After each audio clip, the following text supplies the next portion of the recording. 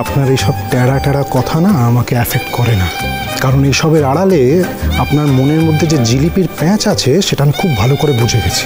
যতই আপনি চালাকি করুন না কেন, খুব ভালো করে আমি জানি আপনি কিছু একটা তো আড়াল করছেন। বুঝতেই যদি পারেন তাহলে সেটা প্রমাণ করে দেখান না। গানের সমঝোতা না হয় বাদ দিলাম, অন্তত পাহারাদারির দক্ষতার প্রমাণ করে দেখান। কেন আমি বৌদি, তোমরা আজও লাভবাজার মতন টুকটুক করে কথা বলবে? আমাদের সাথে আসবে না? চলো বসো।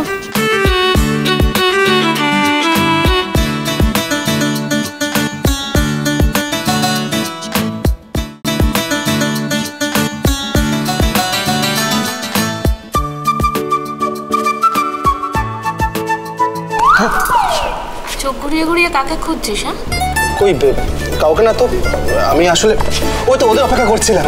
আসুন আসুন আসুন আসুন আসুন। দিদি বৌদি, আমি ওদের ডেকেছি না, মানে উনি বলেছেন উনি গান শুনতে খুব ভালোবাসেন, বিচ্ছু গান শুনতে খুব ভালোবাসে, তাই ভাবলাম সবাই মিলে একটু গান শোনা যাক। এই তোমরা সব দাঁড়িয়ে আছো কেন? বসো না, বসো বসো বসো বসো।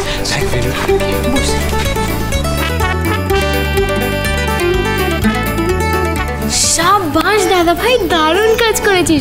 আজকে সন্ধ্যেবেলায় সবাই একসাথে মজা করব। চল চল চল।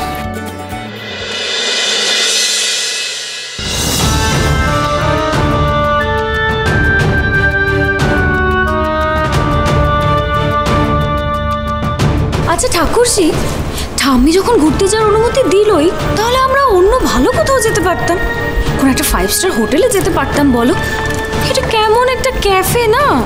এখানে আসার একটাই কারণ, সুতীর্থ। ওর লাইভ মিউজিক প্রোগ্রামের কাছে 5 স্টারের জলুস ফিকে। আচ্ছা দিদি, এই সুতীর্থ আগে আমাদের পাড়ায় থাকতো না? তোর সঙ্গেই তো পড়তো, মনে নেই?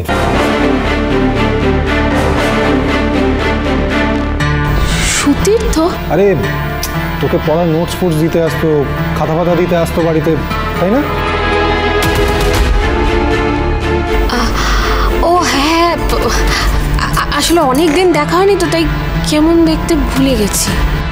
জোসনা যে বললো পুরনো বন্ধুর সাথে দেখা করবে, কই তাকে তো দেখছি না। আবার এই বন্ধুকে বলছে ভুলে গেছে, ব্যাপারটা কি? ভুলে গেছিস কি রে? ক্লাসমেট ছিল, এই কথাটা আগে কেন বলিসনি?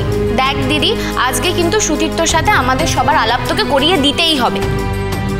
আরে বাবা, এখন তো আর যোগাযোগই নেই, চিনতে পারবে না আমায়।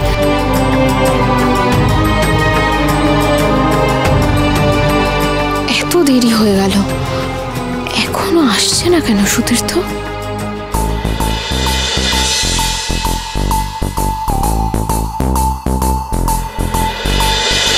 শুভ বিবাহ সোম থেকে রবি প্রতিদিন রাত 9টায় স্টার জলসায় ও ডিজনি প্লাস হটস্টারে।